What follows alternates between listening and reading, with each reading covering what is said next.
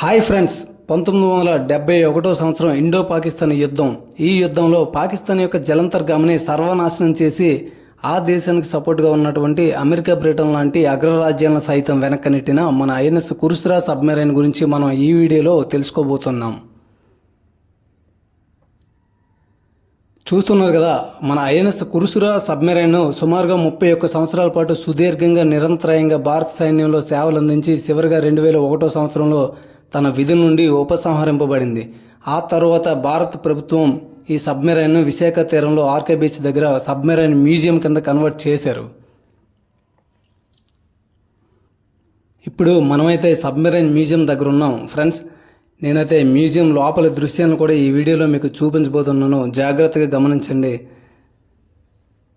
ఇక్కడ బోర్డు చూశారు కదా, ఇది స్టార్టింగ్లో ఉంది సబ్మెరైన్ మ్యూజియం దగ్గర. అంటే కురుసురా మేకింగ్ టైంలో దాని యొక్క మేకింగ్ ఎట్లా జరిగిందని చెప్పి వీళ్ళు ఈ బోర్డులో దాన్ని అంతా ప్రజెంట్ చేశారు. మనమైతే ఫస్ట్ కంపార్ట్మెంట్లో ఇప్పుడైతే ఉన్నాం. మీరు ఇక్కడ చూడండి, ఎన్నో మిషన్స్ ఉన్నాయి, మిసైల్స్ కూడా ఉన్నాయి ఇందులో. చూసారా మిసైల్? ఇందులో మిసైల్స్ ఉన్నాయి, ఎన్నో పెద్ద పెద్ద బ్యాటరీలు, మిషన్స్ ఎన్నో ఉన్నాయి. అద్భుతంగా ఉంది. ఇక్కడ చూడండి, క్యాప్టెన్ ఈ జలంతర్గామికి సంబంధించిన క్యాప్టెన్ రూమ్ అనమాట ఇది. ఇక్కడ ఉన్నారు, ఆఫీసర్ ఉన్నారు, ఈ జలంతర్గామి క్యాప్టెన్. ఫ్రెండ్స్ ఇక్కడ చూడండి, ఈ రూమ్లో శత్రువులు, సిప్పులు మరియు జలంతర్గాములను గుర్తించడానికి సంబంధించిన ఎక్విప్మెంట్ అంతా ఇందులో ఉంది. ఇక్కడ ఒక ఆఫీసర్ అయితే ఉన్నారు. అంటే శత్రువులు దాడి చేసినప్పుడు కానీ లేదంటే వాళ్ళ ప్లాన్స్ కానీ అన్ని రాడార్స్ ద్వారా కనుక్కుంటారు. ఎందుకంటే మనందరికీ తెలిసిన విషయమే, జలంతర్గామికి విండోస్ కానీ లేదంటే ఇంకేమి ఉండవు. అంతా వీళ్ళు దీనికి ఏర్పాటు చేసిన ఈ రాడారు, సెన్సారు లేదా శాటిలైట్ సిస్టమ్స్ ద్వారా మాత్రమే తెలుసుకోవాలి తప్ప ముందు వెనక పక్కకి చూసేది ఏమీ ఉండదు సబ్మెరైన్లో. మొత్తం క్లోజ్లో ఉంటుంది కాబట్టి. ఇక్కడ చూడండి, డైనింగ్ హాల్ ఇది. మంచి ఫ్రూట్స్ అయితే కనిపిస్తున్నాయి కదా. అబ్బా, జీడిపప్పు ఉంది, యాపిల్ ఉంది. ప్లేట్లో రాగి జావ ఏమో, రాగి జావ లేదంటే ఇడ్లీ అనుకుంటా. ఇక్కడ ఒక 2 బెడ్లు అయితే ఉన్నాయి ఆఫీసర్కి సంబంధించి. కంపార్ట్మెంటు బ్లోవర్ కమ్ కూలరు, కంపార్ట్మెంట్లో ఉండే గాలిని చల్లగా చేయుటకు దానికి సంబంధించిన యంత్రం. అంటే కంపార్ట్మెంట్లో ఉండే గాలిని చల్లబరిసే యంత్రం అన్నమాట అది. ఇక్కడ చూడండి, రెస్ట్ రూమ్ ఇది. ఇందులో కూడా ఎన్నో వైర్లు. అక్కడ మీరు చూస్తున్నారు కదా బేసిన్స్ అవి. ఇక్కడ ఆఫీసర్ అయితే నిద్రలో ఉన్నారు. ఈయనకి షిఫ్ట్ డ్యూటీలు ఉంటాయి కదా. ఈ సబ్మెరైన్లో 6 గంటల పాటు డ్యూటీ చేస్తూ ఉంటారు. మళ్ళీ ఇంకో షిఫ్ట్లో ఇంకొకరు చేస్తారు, అలా అనమాట.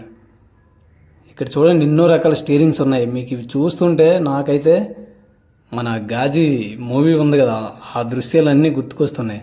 కాకపోతే ఇందులో లోపలికి వచ్చి చూడాలి, అద్భుతంగా ఉంది. చాలా చాలా నాకైతే ఎలా ఉందంటే, ప్రస్తుతం ఇది సముద్రం లోపల ఉంది, అందు లోపల మనం ఉన్నాం, సబ్మెరైన్లో లోపల మనం ఒక వర్క్ చేస్తున్నాం అనే ఫీల్ ఉంది. అంత అద్భుతంగా ఉంది లోపలికి వస్తే. ఇక్కడ చూడండి, సముద్ర ఇంజిన్లకు వాతావరణం నుండి, అంటే ఇందులో ఉండే ఇంజిన్స్కు సముద్ర ఉపరితలం పైన ఉండే వాతావరణం నుండి గాలిని తీసుకొని ఇంజిన్ శుభ్రపరచుటకు సంబంధించిన యంత్రం అంట ఇది. ప్రతిదీ కూడా మ్యూజియంలో చాలా నీట్గా ఎక్స్ప్లెనేషన్ పైన రాసి ఉంచారు, ఏది దేనికి సంబంధించిందని. ఇంకో మీకు ఒక విషయం నేనైతే ఇక్కడ చెప్తున్నాను. వీడియో చూసిన వాళ్ళు విద్యార్థులు కానీ లేదంటే విద్యార్థుల తల్లిదండ్రులు కానీ ఉన్నట్లయితే తప్పకుండా ఈయన వస్తున్నారు నా దగ్గరికే. మీరు చూడండి, నేనేమంటున్నారు తెలుసా, నీకు వీడియో తీయడానికి రైట్ లేదు, నువ్వు ఇక్కడ నుండి అర్జెంట్గా వెళ్ళిపోయి సీక్రెట్ కెమెరాలో కనిపిస్తున్నావు, ఆఫీసర్స్ పైనుండి తిడుతున్నారు, వెళ్ళిపోమని నాకైతే చెప్తున్నారు. ఫ్రెండ్స్ ఇక్కడ చూడండి, ఇది సబ్మెరైన్ లోపలికి అడుగు భాగానికి చేరుకోవడానికి ఉన్న ఏకైక మార్గం అనమాట ఈ సబ్మెరైన్ మొత్తం మీద. సో నేను ఇంకా తీయనని చెప్పి ముందుకు వచ్చాను. జలంతర్గామి నీటిలో మునిగిపోయినప్పుడు తప్పించుకోవడానికి వాటర్ ప్రూఫ్ డ్రెస్ అంట ఇక్కడ ఉంది. చూడండి, అంటే ఏదైనా టెక్నికల్ ఇష్యూ జరిగినా లేదు యుద్ధంలో దాడి జరిగినా ఏ ఇబ్బంది అయినా ఎదురవ్వచ్చు. కాబట్టి ఒకవేళ ప్రమాదంలో ఉండేటప్పుడు వీళ్ళు తప్పించుకోవడానికి వేసుకోవాల్సిన సూట్ అది. ఇక్కడ ఒక ఆఫీసర్ ఉన్నారు, రేడియో రిసీవర్ రూమ్ ఇది. అంటే ప్రభుత్వం నుండి ఏదైనా ఆదేశాలు వచ్చినా కానీ లేదా ఇందాక మనం ముందు కంపార్ట్మెంట్లో చూసాం కదా, శత్రువుల యొక్క రాకపోకలను రాడార్స్ ద్వారా గుర్తించి ఈయనకి చెప్తే ఈయన గవర్నమెంట్కి చెప్పడం కానీ లేదా స్టాఫ్కి తెలియజేయడం కానీ, అంటే ఒక కమ్యూనికేషన్ రూమ్ అనమాట. ఇది కమ్యూనికేట్ చేయబడుతుంది ఇక్కడ నుంచి. ఈ రేడియో రిసీవర్ ద్వారా ఈ రూమ్ నుండి మిగతా అందరికీ కూడా ఇన్ఫర్మేషన్ పాస్ అవుతుంది. సో ఫ్రెండ్స్, ఇక్కడ చూడండి, కిచెన్ రూమ్ ఉంది. ఇడ్లీ అనుకుంటున్నా, చాలా నీట్గా ఉడుకుతున్నాయి. ప్రధాన ఇంజిన్ల యొక్క డీజిల్ కొలత ఇండికేటర్స్, అంటే ఇంజిన్ల యొక్క డీజిల్ ఏదైతే మనం ఫ్యూయల్గా మాట్లాడుకుంటాం కదా, అది ఇంకా ఎన్ని రోజులు సరిపోవచ్చు లేదా ఎన్ని వారాల పాటు సరిపోవచ్చు అనేది వీళ్ళంతా తెలుసుకోవాలి కదా ముందుగానే.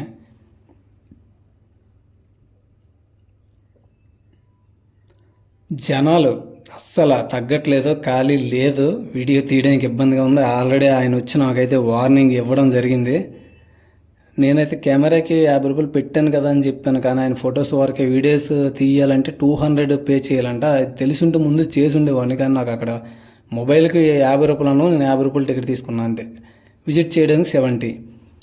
అయితే వీడియోకి 200 అని అక్కడ నేను అబ్జర్వేషన్ సరిగ్గా చేయలేకపోయినాను, అది నాదే తప్పు.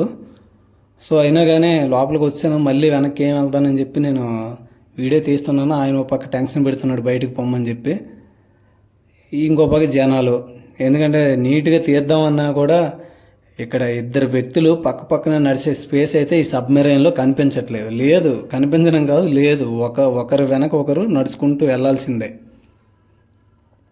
ఎందుకంటే మొత్తం మిషన్స్ వైర్లతో నిండిపోయింది అన్నట్టు. అదే ముందుగా నేను ఆల్రెడీ విషయం మరోసారి గుర్తు చేస్తున్నాను. స్టూడెంట్స్ కానీ విద్యార్థులు తప్పకుండా పేరెంట్స్ సహాయంతో కానీ లేదా స్కూల్స్ మేనేజ్మెంట్ సహాయంతో కానీ ఈ సబ్మెరైన్ మ్యూజియంని ఖచ్చితంగా సందర్శించాలి. ఎందుకంటే సహజ పరిశీలన మరియు అన్వేషించే సామర్థ్యాలు విద్యార్థుల్లో ఏర్పడతాయి ఇలాంటి ప్రదేశాలు సందర్శించినప్పుడు. ఇది ఎంతో అద్భుతంగా ఉంది. ఇంకో ముఖ్యమైన విషయం చెప్పిన, ఆసియా ఖండంలోనే మొట్టమొదటిసారిగా ఏర్పాటు చేసిన సబ్మెరైన్ మ్యూజియం. అంటే ఒకసారి ఒక దేశ సైన్యానికి సంబంధించిన ఏదైనా దాన్ని సేవల నుండి ఉపసంహరింపబడిన తర్వాత దాన్ని గవర్నమెంట్ సీక్రెట్గా లాక్ చేస్తుంది తప్ప ప్రజల మధ్యలో పెట్టదు. కానీ మన ప్రభుత్వం ఇది, అంటే ఈ సబ్మెరైన్ యొక్క నాలెడ్జ్ ప్రజలకి తెలియాలి, అది ఎంతో అంటే ఆస్వాదించేటట్టు ఉంటుంది కాబట్టి అద్భుతంగా ఏర్పాటు చేశారు. ఇది ఒక మహా అద్భుతం, మన దేశంలోనే అద్భుతం ఇది, నేను చెప్తాను ఖచ్చితంగా. ఎన్నో అద్భుతమైన ప్లేస్లు ఉన్నాయి, కాకపోతే ఇదొక అద్భుతం, మహా అద్భుతం అనమాట. సబ్మెరైన్ని నార్మల్గా ఏ దేశంలోనైనా సాధారణ ప్రజలు చూసే అవకాశం ఉండదు. ఇది మనం గర్వించదగిన విషయమే. ఖచ్చితంగా విద్యార్థులారా, మీ వీడియో చూస్తుంది ఎవరైనా మీలో విద్యార్థులు కనుక ఉన్నట్టయితే ఖచ్చితంగా చూడండి. మీరు ఇక్కడ చూడండి, ఇదంతా ప్రధాన డీజిల్ మధ్యంతర engine 2D42M of 2006 battery charging మరియు ప్రొసల్సన్ కొరకు. ఛార్జింగ్ అనేది నాకైతే అర్థమైంది. ఈ ప్రొసల్సన్ అనే వర్డ్ ఏంటో మరి బహుశా అది ఫిజిక్స్ లాంగ్వేజ్లో ఏదైనా దానికి ఒక మంచి అర్థం ఉండుంటుంది, నాకైతే తెలీదు. కాకపోతే బ్యాటరీలు ఛార్జింగ్ చేసే గది అంట, పెద్ద పెద్ద ఎక్విప్మెంట్స్ ఉన్నాయి ఇక్కడ. ఇంకో పక్క డీజిల్ ట్యాంకులు, అంటే డీజిల్ కూడా ఇక్కడ నుండే, ఈ గది నుండే మొత్తం సబ్మెరైన్కి డీజిల్ సప్లై అవుతుంది. పెద్ద పెద్ద డీజిల్ ట్యాంకులు కూడా ఈ రూమ్లో ఉన్నాయి. ఈ జనం పక్క ఎక్కువగా ఉండడం వల్ల నేను అంత పర్ఫెక్ట్గా మీకు వీడియో చూపించలేకపోతున్నాను, కానీ అవకాశం ఉన్నంత వరకు ట్రై చేస్తాను. ఇంకో పక్క టెన్షన్, ఈ సెక్యూరిటీ గార్డ్ వచ్చి ఎక్కడ గొడవ చేస్తాడని చెప్పి, లేదంటే ఇంకొంచెం బాగా చూపించేవాడిని.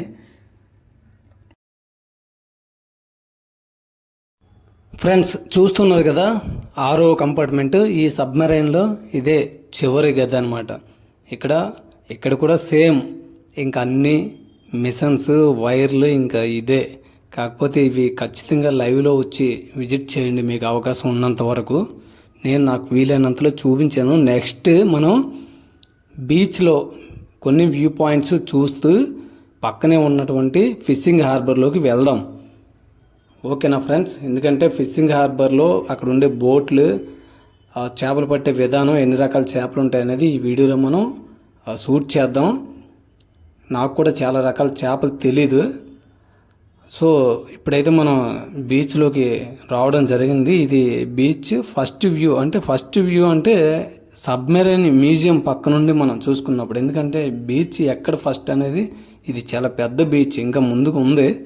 ఎక్కడ స్టార్ట్ అయిందో నాకైతే తెలియదు, కానీ నేను సబ్మెరైన్ మ్యూజియం దగ్గర నుండి అలా ముందుకు వచ్చాను కాబట్టి. సో ఇక్కడ నవోటల్ ఎదురుగా ఉన్న బీచ్ వ్యూ పాయింట్ ఇది. ఇది మహా అద్భుతంగా ఉంది. శ్రీకృష్ణుడు ఉన్నాడు ఇక్కడ చూడండి. మహాభారతానికి సంబంధించిన మంచి మంచి పదాలు మాట్లాడాలని ఉంది, కానీ నాకైతే ఏం గుర్తుకు రావట్లే. ఎప్పుడైనా మహాభారత గ్రంథాల గురించి అన్వేషించే అవకాశం వస్తే అప్పుడు మాట్లాడదాం.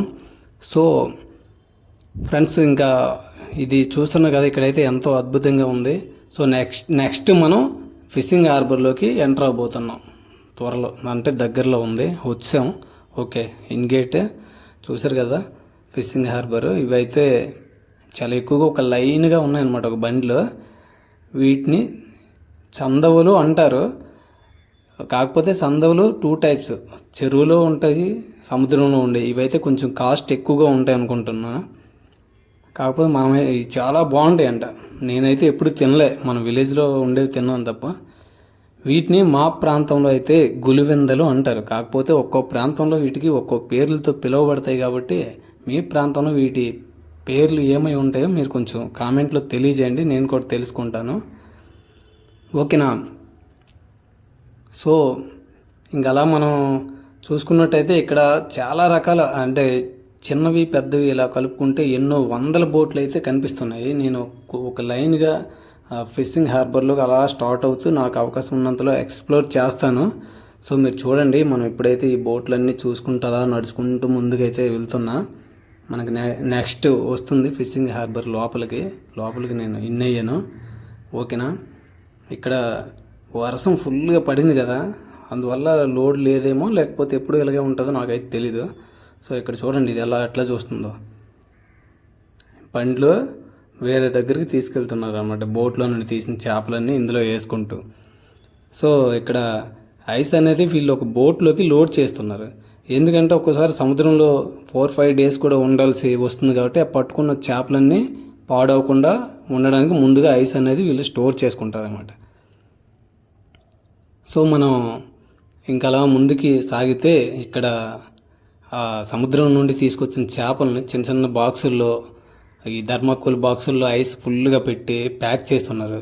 ఎందుకంటే మళ్ళీ ఇవి ఎక్స్పోర్ట్ చేసేటప్పుడు కూడా 2-3 రోజులు సమయం పడుతుంది కాబట్టి ఇవి పాడవకుండా ఉండడానికి ఇలా ఐస్ అనమాట, చేపలు ఎన్ని ఉన్నాయో అంతకు మించిన ఐస్ అనేది ఇందులో ప్యాకింగ్లో ఉంటుంది. సో ఇవన్నీ కూడా ఒక దగ్గర స్టోర్ చేసి వీళ్ళు వివిధ ప్రాంతాలకు లేదా సిటీలకు, పెద్ద పెద్ద సిటీలకి ఇక్కడ నుండి ఎక్స్పోర్ట్ చేస్తారన్నమాట, ఇలా అవన్నీ ఒక దగ్గర స్టోర్ చేసి. సో ఇది చూడండి, దీని పేరు అయితే కోనం అని అనుకుంటాను. ఎందుకంటే కోనం లాంటిదే ఇంకోటి ఉంటుంది దీని దగ్గర పోలికలతో. అది ఒక్కోసారి అది అంటే పర్ఫెక్ట్గా కొంతమందికి తెలుస్తుంది ఇది కోనం ఇది కాదు అని చెప్పి. చాలామంది 2 ఒకటే అనుకుంటా, 2 ఒకటే. నాకు కూడా ఇది అంటే దీని వేరియేషన్ పర్ఫెక్ట్గా తెలీదు మనం, ఎందుకంటే పెద్దగా ఈ మార్కెట్ ఎప్పుడు చేయం కాబట్టి. కాకపోతే ఫేమస్ అయిన చేప కాబట్టి కొంత తెలుసు, అందుకని నేను కోనం అనుకుంటాను. అవునా కాదు మీరు కామెంట్లో తెలియజేయండి. సో ఫ్రెండ్స్ చూడండి, ఇక్కడైతే రొయ్యలు ఉన్నాయి, చందవులు ఉన్నాయి, చిన్న చిన్న చేపలు ఉన్నాయి ఇంకా. సో ఇంకా అలా ముందుకు వెళ్దాం. మీరు ఈ చేపల యొక్క దృశ్యాలు చూస్తూ ఉండండి. నేను ఇక్కడ ఇంకో విషయాన్ని మీకు తెలియజేస్తున్నాను ఫ్రెండ్స్. రామకృష్ణ బీచ్ అనేది దీనికి ఇక్కడ ఉన్నటువంటి రామకృష్ణ మఠం పేరు మీదుగా ఈ బీచ్కు రామకృష్ణ బీచ్ అని చెప్పి పేరు అయితే నామకరణం చేశారంట. సో మీరు ఇక్కడ చూడండి, ఇక్కడ ఒక వెయిట్ మిషన్ కనిపిస్తుంది, పక్కన రొయ్యలు ఉన్నాయి, కానీ వెయిట్ మిషన్ చూడండి చాలా పెద్దది ఉందన్నమాట. ఇది ఒకప్పుడు గ్రామాల్లో కూడా అవైలబిలిటీ ఉండేది. ఇప్పుడైతే కంప్యూటర్ కాటాలన్నీ ఇంకెలాంటివి ఎక్కడ మనకు కనిపించవు. సో ఇవి చూడండి నైస్గా ఉన్నాయి కదా, కానీ పట్టుకుంటే మాత్రం హార్డ్గా ఉంటాయేమో. సో ఇక్కడ చూడండి, ఇది చూడండి, ఈ చేప అదోలా చూస్తుంది. వీటి పేరు అయితే నిజంగా తెలీదు, మీకు తెలిస్తే మాత్రం కామెంట్ చేయండి వీటి పేరు మాత్రం, ఎందుకంటే నాకు తెలుసుకోవాలని ఉంది దీని పేరు ఏంటనేది. వీళ్ళని అడిగే ప్రయత్నం చేస్తున్నాను కానీ వీళ్ళు ఫుల్ బిజీ, అంటే సేల్ కస్టమర్స్ వస్తారు కదా, వాళ్ళకి అమ్మే పనిలో బిజీగా ఉన్నారు. మనకు సమాధానం చెప్పే అంత సమయం వాళ్ళకి లేదు, అడిగే సమయం నాకున్నా సమాధానం చెప్పే సమయం వాళ్ళకి లేదు. సో నేను అందుకు ఇంకో విషయం ఏంటంటే అడగడానికి కూడా కొంచెం మనకు మొహమాటంగా ఉంటుంది. మళ్ళీ అడిగాక ఏమైనా సరైన సమాధానం అంటే కొంతమంది సున్నితంగా చెప్తారు, కొంతమంది ఏంటంటే హార్డ్గా మాట్లాడతారు, మనం మళ్ళీ డిసప్పాయింట్ అవుతామని చెప్పి నేను అడగట్లేదు. సో ఇక్కడ చూస్తున్నారు కదా ఫ్రెండ్స్, జాగ్రత్తగా వినండి. ఇక్కడ ఒక ముఖ్యమైన విషయం నేనైతే మీతో షేర్ చేసుకుంటున్నా. ఎందుకంటే ఈ విశాఖపట్నం అంతా కూడా, ఈ అభివృద్ధి చెందిన నగరం అంతా నాణ్యానికి ఒకవైపు అయితే, ఈ నాణ్యానికి రెండో వైపు గిరిజన ప్రాంతం ఉంది. అది మీకు తెలుసు. Araku, Borra caves, Duduma waterfalls ఇలా ఉన్నాయి కదా. అంటే ఇవి మనం భౌగోళికంగా మనం తెలుసుకోవాల్సిన ప్లేస్లు అయితే, అదేవిధంగా అక్కడ సాంస్కృతికంగా అంటే ఈ ప్రాంతంలో దింసా నృత్యం అని చెప్పి ఎంతో ఫేమస్ అయిన నృత్యం ఒకటి ఉంది. అది 8 రకాలుగా ఉంటుంది. 8 రకాలు కూడా నేను వీడియో షూట్ చేసి మీకైతే చూపించడం జరుగుతుంది నా తర్వాత వచ్చే వీడియోలో. సో మీరు నా తర్వాత వచ్చే వీడియో కూడా తప్పకుండా చూడండి. ఇంకో ముఖ్యమైన విషయం ఏంటంటే, నా వీడియోని అంటే నా తర్వాత చేసే వీడియోకి నాకు కూడా కొంత మోటివేషన్లో ఉంటుంది. మీకు ఏమైనా ఈ వీడియో నచ్చినట్టయితే ఒక లైక్ చేసి సబ్స్క్రైబ్ చేయడం మాత్రం మర్చిపోవద్దు ఎట్టి పరిస్థితుల్లో కూడా. ఎందుకంటే అది మీరిచ్చే ఫీడ్బ్యాక్. అందరిలాగే నేను కూడా కోరుకుంటున్నా, నాకు కూడా సబ్స్క్రైబ్ లైక్ కావాలి. సో అవి పెరుగుతుంటే ఎవరికైనా కూడా ఒక మోటివేషన్ అనేది ఉంటుంది. సో ఇంకా టాపిక్లోకి వెళ్ళినట్టయితే, సాధారణంగా పుస్తకాల్లో కూడా ఈ క్వశ్చన్ వస్తుంటుంది అన్నమాట. ఆంధ్రప్రదేశ్లో ఎత్తైన జలపాతం ఏది? డుడుమా జలపాతం ఎక్కడుంది? విశాఖపట్నం జిల్లాలో, ఒడిశా ఆంధ్రప్రదేశ్ సరిహద్దుల్లో ఇది ఉంది. ఇది ఒక క్వశ్చన్ కాంపిటేటివ్ ఎగ్జామ్స్లో కూడా వస్తుందన్నమాట. సో చాలామంది బొర్రా కేవ్స్, అరకు వ్యాలీ ఇవన్నీ విజిట్ చేస్తారు, కానీ పిల్లలు ఫ్యామిలీస్తో డుడుమా వాటర్ ఫాల్స్ విజిట్ చేయడం చాలా తక్కువ అనమాట. ఎందుకంటే అక్కడ కొన్ని అనుమానాలు ఉన్నాయి. ఏంటంటే చాలా అంటే నక్సల్స్ ఉండే ప్రాంతం, అది చాలా రూడ్గా ఉంటుంది అని చెప్పి కొన్ని అపోహలు అయితే ఉన్నాయి. మరి నేనైతే అక్కడ విజిట్ చేసి అది నిజమా కాదని తెలుసుకొని మీకు వీడియోలో చెప్తాను. ఇంకా మనం దాని గురించి మాట్లాడుకోవాలనుకుంటే, అది ఆంధ్రప్రదేశ్లో సగభాగం ఒడిశాలో ఉంది. ఆంధ్రప్రదేశ్లో సగభాగం అక్కడ ఉండే ఊరి పేరు డుడుమా అనమాట. అవతల వైపు ఉండేది మార్చ్కండ్. సో ఇది ఒక్కోసారి కాంపిటేటివ్ ఎగ్జామ్స్లో క్వశ్చన్ వచ్చినప్పుడు ఆంధ్రప్రదేశ్లో ఎత్తైన జలపాతం ఏది అని అడిగినప్పుడు డుడుమా అని ఇవ్వకుండా మార్చ్కండ్ అని కూడా ఇస్తాడు. సో మనం అప్పుడు మార్చ్కండ్ అని పెట్టాలి. సో ఎందుకంటే ఇది రెండింటి ఒప్పందం మధ్యన జరిగిన ప్రాజెక్ట్ కాబట్టి. ఇక్కడ నుండి మనకి చాలా పెద్ద విద్యుత్ ప్రాజెక్ట్ ఉంది. మనకి ఆంధ్రప్రదేశ్కి విద్యుత్ ఇక్కడ నుండి సప్లై అవుతుంటుంది. సో నేను ఈ విషయాలన్నీ మీకు వీడియోలో చూపిస్తాను. ఇక్కడ మనకు స్వామి వివేకానంద లైబ్రరీ కూడా ఈ బీచ్లో ఉంది. ఈ స్వామి వివేకానంద లైబ్రరీతో పాటు ఇక్కడ పిల్లలకి కౌన్సిలింగ్ ఇచ్చే రామకృష్ణ మిషన్ పేరు మీద ఒక కౌన్సిలింగ్ సెంటర్ కూడా ఉంది. సో ఇంకా ఎయిర్ క్రాఫ్ట్ మ్యూజియం కూడా ఉంది. నాకు మరి ఈ రోజైతే సమయం లేదు, సో నేను ఇంకా దాన్ని విజిట్ చేయలేకపోతున్నాను. తర్వాత అవకాశం ఉన్నప్పుడు, ఈ రోజైతే ఇంకా మ్యూజియం కూడా అనుకున్నంతలా వీడియో అది అవైలబిలిటీ లేదు కాబట్టి ఇంకోసారి వచ్చినప్పుడు ప్రత్యేకంగా ఈ మ్యూజియం మరియు aircraft museum, Swami Vivekananda library గురించి మీకు ఎక్స్ప్లోర్ చేస్తాను. దానికన్నా ముందుగా తర్వాత వీడియోలో ఈ waterfalls, Duduma waterfalls, Dhimsa నృత్యం గురించి నేను వీడియోలో చూపిస్తాను, తప్పకుండా చూడండి. సో